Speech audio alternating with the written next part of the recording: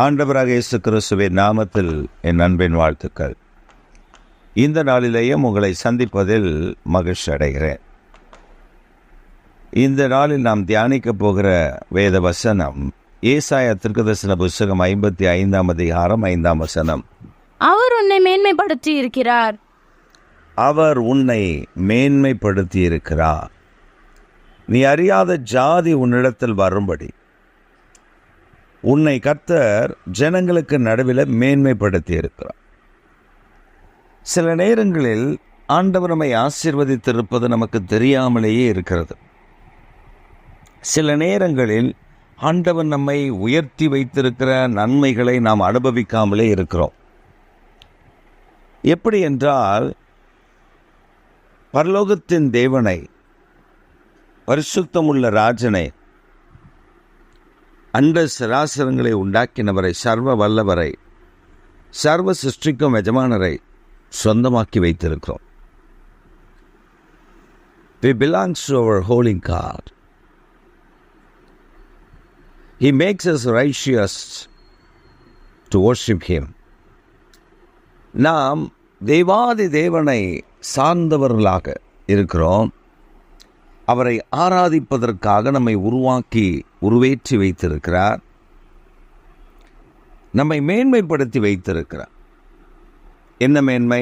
அவரை ஆராதிக்கிற தகுதி உங்களுக்கும் எனக்கும் தந்திருக்கிறார். இது மேன்மை.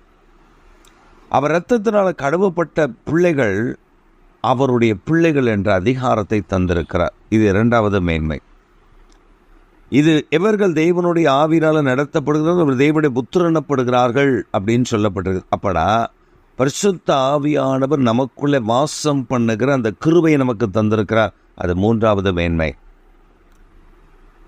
யோவானில் வாசிக்கிறோம், எந்த மனிதரையும் பிரகாசிப்பிக்கிற மெய்யான ஒளி அந்த இயேசு என்று சொல்லி இந்த ஒளி நமக்குள்ளே வாசமாய் இருக்கிறார். இது நான்காவது மேன்மை. இப்படி நாம் மேன்மை அடுக்கிக் கொண்டே போகலாம். ஆண்டவர் நம்மை ஜனங்களுக்கு நடுவில், ஜாதிகளுக்கு நடுவில் மேன்மைப்படுத்தி வைத்திருக்கிறார்.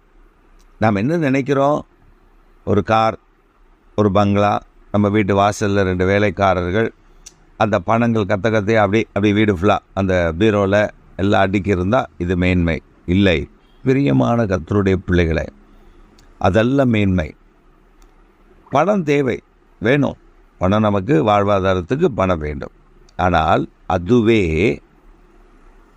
நமக்கு வாழ்க்கை அல்ல. புரிந்து கொள்ளணும். நம்ம எப்படி மேன்மைப்படுத்தி வைத்திருக்கிறார்? நீங்கள் ஒரு வேளை ரொம்ப ஏழ்மையான ஒரு ஏழ்மையான நிலையில் இருக்கிறீங்க. ஆனால் நீங்கள் பேசும் பொழுது நீங்கள் கேட்டிருக்கிறீங்களா? மற்றவர்கள் சொல்லியிருக்கிறாங்களா உங்களை பார்த்து? நீங்கள் பேசினா எனக்கு ஒரு சமாதானம் கிடைக்கிறது. ஒரு அம்மா வீட்டு வேலைக்கு செல்கிறவங்க. அந்த அம்மா பேர் காந்தா கிருஷ்ணவேணி. அந்த அம்மா வீட்டு வேலை செய்கிறதுல மும்முரம் நல்ல ஒழுங்காக நீட்டாக அந்த எஜமாட்டிக்கு முகம் கோணாமல் அவர்கள் செய்வார்கள். அந்த அம்மா இயேசுவை ஆராதிக்கிறவர்கள். அப்போ அந்த வீட்டில் இருக்கிறவங்க எப்பொழுதுமே வீட்டு வேலை செஞ்சாக்கா அந்த எஜமாட்டி கொஞ்சம் குறைவாக தானே நடத்துவாங்க. அப்படி இவங்களை குறைவாய் நடத்தினார். குறைவான எப்படின்னா, படிக்க தெரியாத முண்டம், அந்த வேலையை பார், உனக்கு இதெல்லாம் புரியாது அப்படின்னு சொல்லியே நடத்தினார். இந்த அம்மாவுக்கு ஆலயத்துக்கு வந்துச்சுன்னா பைபிளை திறந்து வச்சுக்கும். பக்கத்தில் இருக்கிறவங்க எந்த அளவுக்கு பைபிளை திறந்து வச்சுக்கோ அந்த அளவுக்கு திறந்து வச்சுக்கோம். ஏன் தெரியுமா? பைபிள் வாசிக்க தெரியாது, படிக்க தெரியாது. பொதுவாக பாட்டு பாடினாங்கன்னா கேட்டுக்கும், பக்கத்தில் கூட பார்த்துக்கும், அந்த பக்கத்தில் அப்படி திருப்பி வச்சுக்கும். ஆனால் பாட தெரியாது. கூட சேர்ந்து அவங்க பாடுறதை கேட்டு பாடுற ஞானம் இருக்குது, ஆனால் படித்து பாட தெரியாது. இப்படி காலங்கள் போயிட்டுருக்கிறப்ப அந்த அம்மாவுக்கு ஒரு அம்மா பக்கத்தில் உட்காந்துருந்தது மணி என்னன்னு கேட்டுருச்சு. வாட்சி கேட்டிருக்கு, ஆனால் மணி பார்க்க தெரியாது. எந்த அதிகாரம்னு கேட்டிருக்கு, அதுவும் அதுக்கு சொல்ல தெரியல. வெட்கப்பட்டு தலையை குறைஞ்சிருச்சு. அப்போ நீ ஃபிலிம் காமிச்சியா, உனக்கு படிக்க தெரியாதா? அவர்கள் அவமானப்படுத்தி விட்டார்கள். வந்துச்சு, வீட்டுக்கு வந்துச்சு. ஆண்டவர்கிட்ட ஜெபம் பண்ணிச்சு, ஆண்டவரே எனக்கு படிக்க தெரிலப்பா, நான் உங்கள் வேதத்தை படிக்கணும். நான் உங்கள் வேதத்தை படிக்கணும், பாடல்களை பாடணும், அதுக்கு எனக்கு ஞானத்தை தான். ஆண்டவரும் அந்த மகளுக்கு படிக்க அவர்களுக்கு கற்றுக் கொடுக்க ஆரம்பித்தார்.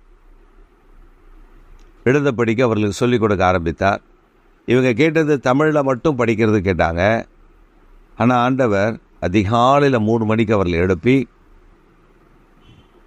அவர்களுக்கு யாரோ ஒரு வாத்தியார் உட்கார்ந்து சொல்லிக் கொடுப்பதைப் போல, யாரோ ஒருவர் உட்கார்ந்து சொல்லிக் கொடுப்பதைப் போல ஒருவர் உட்கார்ந்து அவருக்கு சொல்லிக் கொடுத்துருக்கிறார். 3லேருந்து 5 மணி வரலும் அந்த கிளாஸ் ஓடும். ஒவ்வொரு நாள் அதிகாலையில் நடந்தது. 1 மாத கிளாஸ் தமிழ் கற்றுக்கொண்டார்கள்.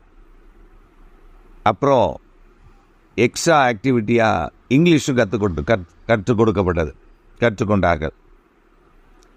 இதெல்லாம் வெளியில் யாருக்குமே தெரியாது. இவங்க ஜெபாரையில், இவங்க குடிசையில் ஒரு மூளையாக ஒரு துணியை கட்டி அந்த இதில் போய் உட்காந்து ஜெபம் பண்ணுவாங்க. அந்த ஜெபாரையில் ஆண்டவர் இவர்களோடு கூட இடைப்பட்டு அவர்களுக்கு கற்றுக் கொடுத்துறார். தமிழ் படிக்க தெரியும், எழுத தெரியும், பாடல் பாட தெரியும், பைபிளை இனி வந்து அந்த பக்கம் திருப்ப வேண்டியதில்லை, சொன்னால் கரெக்டாக எடுக்க தெரியும், நல்லா வாசிக்கக்கூடிய டேலண்ட்டை தாளந்தை கற்று தந்துட்டார். இப்போ இந்த வேலை செய்கிற வீட்டுக்கு போகிறாங்க. நான் சொல்கிறேன், உங்களை எப்படி மேன்மைப்படுத்தி வைக்கிறேன்றதை மட்டும் பாருங்களேன். உங்களை ஆண்டவர் எப்பொழுதுமே அவர் உங்களோடு கூட இருக்கும்போது நீங்கள் மேன்மை தான். அந்த வேலை செய்கிற வீட்டுக்கு போகிறாங்க. அந்த வேலையெல்லாம் முடிச்சுட்டு வீட்டை சுத்தம் பண்ணணும், பெருக்கணும். அப்படி பெருக்கிட்டு வரும்பொழுது அந்த டீபாய், அந்த வீடு வந்து அவங்க ஒரு பெரிய ஃபிலிம் டிஸ்ட்ரிபியூட்டர் அவங்க வீடு. அப்போ அந்த டேபிள் அவங்க வீட்டில் வந்து நிறைய பேர் வருவாங்க. அதனால் லான்ச் இருக்கும், அதில் நிறைய சேர்கள் போட்டிருக்கும். அதில் உட்கார்ந்து தான் அவங்க வீட்டுக்காரர் எப்பொழுதும் பேப்பர் படிப்பார். அங்கே இங்கிலீஷ் பேப்பர், தமிழ் பேப்பர்லாம் அங்கே அந்த டேபிளில் கிடக்கும் டீபாயில். இவங்க பெருக்கிக்கிட்டே வந்தவங்க ஒரு ஹிந்து நியூஸ் பேப்பரை எடுத்து அப்படி வாசிக்க ஆரம்பித்தாங்க. அப்படியே திரும்பி பார்த்தாங்க. அப்படி பார்த்துட்டே போகிறாங்க. பார்த்துட்டே போகிறப்ப அந்த அம்மா கேட்டிருக்காங்க, முண்டா அங்கே உனக்கு என்ன தெரியும், படம் பார்க்குறதுக்கா? வேலையை பாடுறி, உட்காந்து படம் பார்க்குற நேரமா அடையுது அப்படின்னு அவங்க சொன்ன உடனே இந்த அம்மா கோவப்படல. பொறுமையாக அந்த அம்மா கிட்ட சொல்கிறாங்க, என்னக்கா இது, நான் இந்த நியூஸ் படிக்கவே தெரியாது, அப்புறம் என்னத்த நியூஸை பார்க்குறாங்க, படத்தை பார்த்து என்ன பண்ண போகிறோம், உனக்கு என்ன புரியும்? அந்த அம்மா சொல்கிறாங்க, இல்லைக்கா இவன் இந்த மாதிரி போட்டிருக்காக்கா, இப்படிதான் நடக்குதுன்னாக்கா அப்படின்னு அந்த அம்மாவுக்கு விரைச்சி கொண்டார்கள். பயம் பிடித்தது, அவர்களுக்கு வேர்க்க ஆரம்பித்தது, வெள்ளன்னு வந்து விட்டது என்று உட்கார்ந்து விட்டார்கள். அவங்க சொன்னாங்க, என்னடி சொல்கிற, படிக்க தெரியாது உனக்கு, எழுத படிக்கவே தெரியாது, எப்படி இது நடந்தது, உனக்கு இங்கிலீஷ் எப்படி? அந்த அம்மா சிரிச்சுட்டே சொன்னாங்க, ஏசப்பா இருக்கார்ல, நான் கேட்டேன், இப்போ நீங்களாம் சொல்கிறீங்கல்ல, நானும் கேட்டேன், ஏசப்பா எனக்கு தூதரில் அனுப்பி எனக்கு காலையில் அதிகாலையில் எனக்கு சொல்லிக் கொடுத்தார். இப்போ எனக்கு தமிழ் படிக்க தெரியும், இங்கிலீஷ் படிக்க தெரியும், எழுத தெரியும், இதெல்லாம் கர்த்தர் எனக்கு சொல்லிக் கொடுத்துருக்காரு. அவங்க பணத்தில் செல்வத்தில் உயர்ந்திருந்தார்கள். ஆனால் இந்த அம்மா கிருபையில் ஆசீர்வாதத்தில் உயர்ந்திருந்தார்கள். அந்த அம்மா அதுக்கப்புறம் என்ன நடந்ததுன்னா, அந்த குடும்பத்தில் வரக்கூடிய ஒவ்வொரு பிரச்சனைக்கும், போராட்டத்திற்கும், நெருக்கடிகளுக்கு நடுவில் இவர்களை அழைத்து, அவங்க பிஸ்னஸ் ஒடுங்கி போன போதெல்லாம் இந்த சகோதரி அழைத்து தான் சொன்னார்கள், சிஸ்டர் நீங்கள் ஜெபம் பண்ணுங்க, உங்களே எங்கள் வாழ்க்கையை மாற்றுவார். மேன்மையை பார்த்தீங்களா, எஜமாட்டி தான், ஆனால் இந்த வேலைக்காரி தான். ஆனால் இந்த வேலைக்காரி இடமே நின்று ஜெபித்தால் எஜமாட்டிக்கு ஆண்டவர் அற்புதம் செய்கிறார் என்பதை எஜமாட்டி அறிந்திருந்தால் மேன்மை. இதுதான் மேன்மை. நீங்கள் நினைக்கிறீங்க நீங்கள் தாழ்மைப்பட்டிருக்கிறீங்கன்னு நினைக்கிறீங்க. இல்லைங்க, உங்களை மேன்மைப்படுத்தி வைக்கிற கர்த்தர் உங்கள் நடுவில் இருக்கிறார். தூதர் பாஷை அவங்களுக்கு தெரியாது, அந்நிய பாஷை அவங்களுக்கு தெரியாது. நீங்களும் நான் அந்நிய பாஷை பேசும்பொழுது அவர்கள் நம்மை பரியாசம் பண்ணுவார்கள். அவன் ஏதோ வளர்றான், ஏதோ பேசுகிறான் அப்படின்னு சொல்லி. ஆனால் ஆவியானவர் நம் நடுவில் இருந்து பேசுகிறதை அவர்கள் புரிந்து கொள்ளாமல் இருப்பார்கள். நமக்கோ புரியும். நாம் சில நேரத்தில் பேசும்போது ரகசியங்களை வெளிப்படுத்தி விடுவோம். அதாங்க கர்த்தர், அதான் கர்த்தர். சமீபத்தில் ஒரு கூட்டம் நடக்க போது எங்கள் பகுதியில், அந்த கூட்டத்திற்காக ஆயத்த ஜெபங்களை அந்த கூட்டத்தார் ஜெபித்து கொண்டிருக்கிறார்கள். அதற்கு உதவி செய்யும்படி என்னை அழைத்திருந்தார்கள். அந்த கூட்டங்களை நடத்த ஜெபத்தை, அந்த கூட்டங்களை நடத்துவதற்கான ஆயத்த ஜெபங்களை, உபவாச ஜெபங்களை, அபிஷேக கூட்டங்களை நடத்த என்னை அழைத்திருந்தார்கள். நான் அழைத்த பொழுது போயிருக்கிறேன். அப்போ என்ன காரியத்திற்காக நாங்கள் ஜெபிக்க வேண்டும் என்பதை ஒருவர் அந்நிய பாஷையில் பேசும் பொழுது அந்த அந்நிய பாஷையிலிருந்து புறப்பட்டு வருகிற வார்த்தை எங்களுடைய செவிகளில் அது வியாக்கியானமாக மாறி அவர்கள் சொல்லுகிற காரியத்தை நாங்கள் உணர்ந்து புரிந்து ஆவியில் தெளிவடைந்து அதற்காக நாங்கள் ஜெபம் பண்ணினோம். ஆண்டவர் அந்த ஜெபத்தை கேட்டேன் என்பதை வாக்கு பண்ணினார். அந்த ஜெபத்தை எல்லாம் எப்படி செய்ய வேண்டும் என்று ஆண்டவர் கற்றுக் கொடுத்தார். நம்முடைய மனுஷிக எண்ணத்தில் அப்படி இல்லை. மேன்மையானவர்கள் தேவர்கள் மனிதருக்குள்ளே வாசம் பண்ணுகிறது மேன்மையானவர்கள். நீங்கள் வேதத்தில் பார்க்கலாம். யோசேப்பை குறித்து வாசிக்கும் பொழுது அவன் சொல்லுகிறார், தேவர்கள் உங்களுக்கு மங்களமானதை உங்களுக்கு சொல்லுவாராக. ஆனால் அவர் சொல்லுகிறார், தேவர் வாசம் பண்ணுகிற மனிதன் நீ, உன்னை விட மேன்மையானவன் யார்? நீயே அந்த அந்த அந்த அந்த பதவியில் தகுதியானவன் என்று சொல்லி அந்த ராஜா அந்த பார்வோன் தனக்கு அடுத்த ஸ்தானத்தில் பிரதம மந்திரியாக அவனை ஏற்படுத்தினார். He became a prime minister where he was a slave. அவன் எங்கே அடிமையாக இருந்தானோ அதே இடத்தில் அவனை பிரதான மந்திரியாக மாற்றினார்.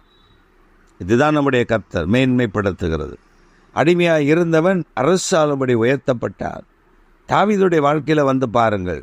ஆடுகளை மேய்த்து கொண்டிருந்தவன் அவனை உயர்த்தினார், அரியாசனத்தில் அமர செய்தார். இந்த மேன்மை யாருக்கு கிடைக்கும்? இந்த உயர்வு யாருக்கு கிடைக்கும்? சவுலை யோசித்து பாருங்கள். அவன் கீழே காணாமல் போன கழுதையை தேடி போகிறார். அவனை ராஜாவாக, சமஸ்த இஸ்ரவேலுக்கு ராஜாவாக ஏற்படுத்துகிறார். யாருக்கு இங்கே கிடைக்கும் இந்த மேன்மை? தாழ்மையில் கிடந்தவனை உயர்த்தி வைக்கிறார். அதனால தான் சாமுவேல் 2 சாமுவேல் 2வது அதிகாரம் 8வது வசனம் சொல்லுகிறது, அவர் எளியவனை பொழுதிலிருந்து உயர்த்தி அவனை குப்பையிலிருந்து தூக்கி ராஜாக்களோடும் அதிகாரிகளோடு அமரப் பண்ணுகிறார். உயர்ந்த ஸ்தானங்களில் அமரப் பண்ணுகிறார். இதுதாங்க மேன்மை. இதான் மேன்மை. ஆண்டவர் உங்களை மேன்மையாக வைத்திருக்கிறார் என்பதற்கு அர்த்தம் இப்பொழுது புரிகிறதா? நீங்கள் ஜெபித்தால் அற்புதம் நடந்தால் அது மேன்மை. நீங்கள் ஜெபித்தால் பிசாசு ஓடினால் அது மேன்மை. நீங்கள் ஜெபித்தால் கர்த்தர் தம்முடைய கிரியைகளை விளங்கப்படினால் அது மேன்மை. இந்த மேன்மையை இழந்து விடக்கூடாது. இந்த மேன்மையை நாம் காத்து கொள்ள வேண்டும். தானியேலை பாருங்கள். சொல்லுகிறான், நாங்கள் ஜெபிக்கிறோம், அடிமையாக போயிருக்கிறான். அவனை யாரும் சீண்டு வரவில்லை. அடிமையாக போய் அடிமையாக கிடக்கிறான் பாபிலோன்ல. ஆனால் அவன் சொல்லுகிறான், நாங்கள் ஜெபிக்கிறோம், ஒருவேளை என் ஆண்டவர் எங்களுக்கு சொல்லிவிட்டால் அதற்கு பின்பு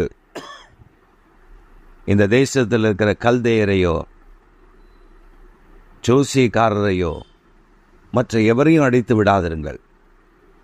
அவன் மற்றவர்களுக்காக பரிந்து பேசி அவர்களுக்காக இவன் தன்னுடைய ஜீவனை உத்தரவாதம் கொடுத்து ஜெபிக்கிறார். ஆண்டவர் அவனை மேன்மையாக வைத்தார். நேபுகாத்நேச்சருடைய காலத்தில், பெல்ஷாத்சருடைய காலத்தில், கோரேசுடைய காலத்தில், தரிவுடைய காலத்தில் இந்த தானியேலுடைய காரியம் ஜெயமாக முடிந்தது என்று வேதம் சொல்லுகிறது என்றால் அந்த மேன்மை யாருக்கு கிடைக்குங்க? நீங்களும் நானும் ஜெபிக்கும் பொழுது வரும் காரியங்களை நம்ம இடத்துல சொல்லுகிறார், இப்படி ஒன்று வரப்போகிறது, இதற்காக ஜெபிங்கள் என்று சொல்லி இந்த மேன்மை யாருக்கு கிடைக்கும்? நீங்கள் நினைக்கிறீர்கள் என்னுடைய வாழ்க்கையில இந்த குறைவு இருக்கிறது, நான் மேன்மை அடையவில்லை என்று சொல்லி. நீங்கள் தான் உயர்ந்தவர்கள் என்பதை மறந்து விடாதிருங்கள். நீங்கள் தான் மேன்மையானவர்கள் என்பதை மறந்து விடாதிருங்கள். வேதத்தில் சொல்லப்பட்டிருக்கிறது, எலியா சாதாரண உடை உடைத்திருந்தான், ஒட்டகத்தோல். அவனுடைய ஆகாரம் காட்டுத்தேன். அவனை எப்படி பார்த்திருப்பார்கள்?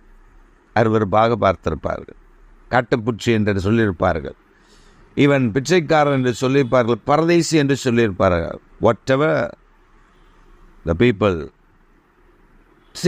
thought about Elijah, but he is the prophet. யோவான் சாணகன் அப்படி வந்த பொழுது he is the prophet, அவன் தீர்க்கதரிசி என்று அநேகர் சொன்னார்கள். இயேசு சொன்னார், ஸ்திரீகளில் பிறந்தவர்களை இவன் தான் மேன்மையானவன், சாலமோனிலும் பெரியவனை வந்தார்,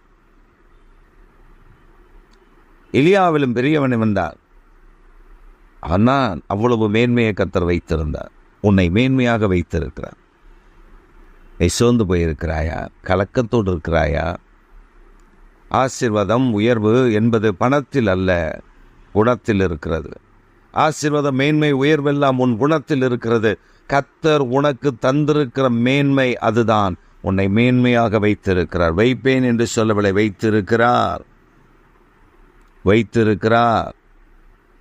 நீ இன்றைக்கு முழங்கால் படிட்டு ஆண்டவரிடத்தில் ஒப்புரவாகி சொல், ஆண்டவரை நீர் என்னை மேன்மையாக வைத்திருக்க, நான் அதை அறியாமல் போனேன், அதை நான் புரியாமல் போனேன், எவ்வளவு பெரிய துரோகம் இழைத்து விட்டேன், எவ்வளவு குறைவாக இருந்திருக்கிறேன், நீர் என்னை மேன்மையாக தான் வைத்திருக்கிறீர் ஆண்டவரே. ஆடி காரில் போவது மேன்மை அல்ல, ஜாக்குவார் காரில் போவது மேன்மை அல்ல, புகடி காரில் போவது மேன்மை அல்ல, ரோல்ஸ் ராய்ஸில் போவது மேன்மை அல்ல. நாம் நினைக்கிறோம் அதெல்லாம் மேன்மை என்று. இல்லை பிரியமானவர்களே, அதெல்லாம் மேன்மை அல்ல. இயேசு வாழ்ந்த காலத்தில் குதிரை இருந்தது, கோவேறு கழுதைகள் இருந்தது, ஒட்டகங்கள் இருந்தது, நல்ல வாகனங்கள், அந்த சேரட் போன்ற ரதங்கள் இருந்தது. ஆனால் இயேசுவோ கழுதையின் மேல் பிரயாணப்பட்டார். ஏன்? அவர் சொன்னால் வராதா? அவர் ஒரு வார்த்தை சொன்னால் வானத்திலிருந்து அக்கினிமயமான ரதங்களும் தேவ தூதர்களும் வந்து இறங்கி அவரை ஒரு இடத்திலிருந்து இன்னொரு இடத்துக்கு கொண்டு போக மாட்டார்களா? இல்லை.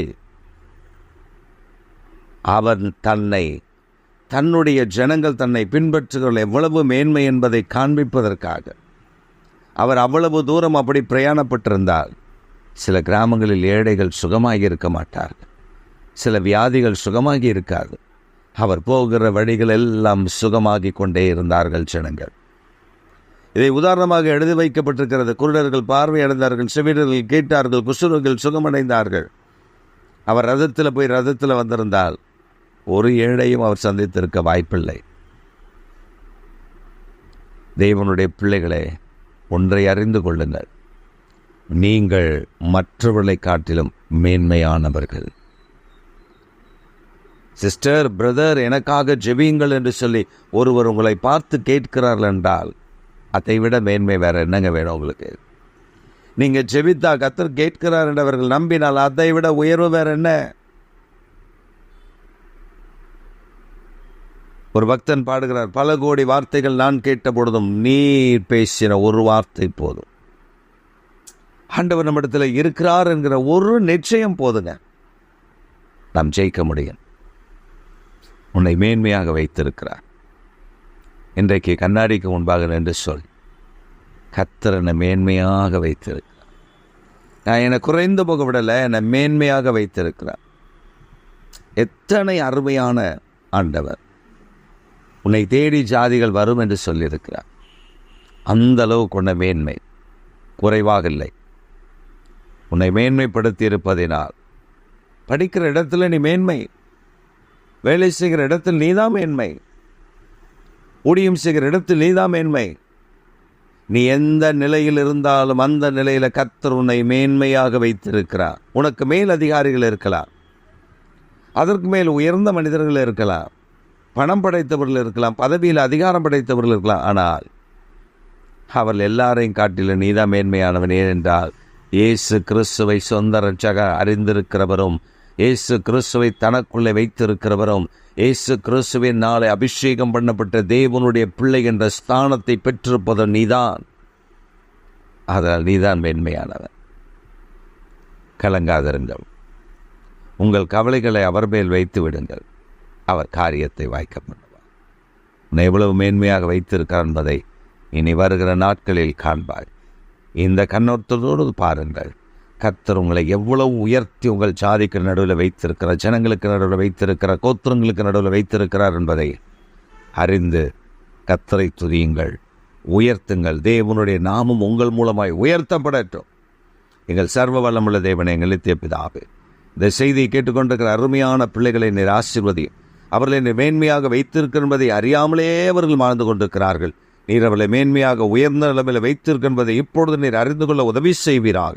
இந்த வார்த்தைகளுடைய இருதயங்களுடைய மனக்கண்களை திறந்து உங்கள் நாமத்தை மகிமைப்படுத்த கர்த்தர் அனுக்கிரகம் செய்யும். கிருபை சூழ்ந்து கொள்ளப்படும். இயேசுவின் நாமத்தில் ஜெபிக்கிறோம் பிதாவே, ஆமென்.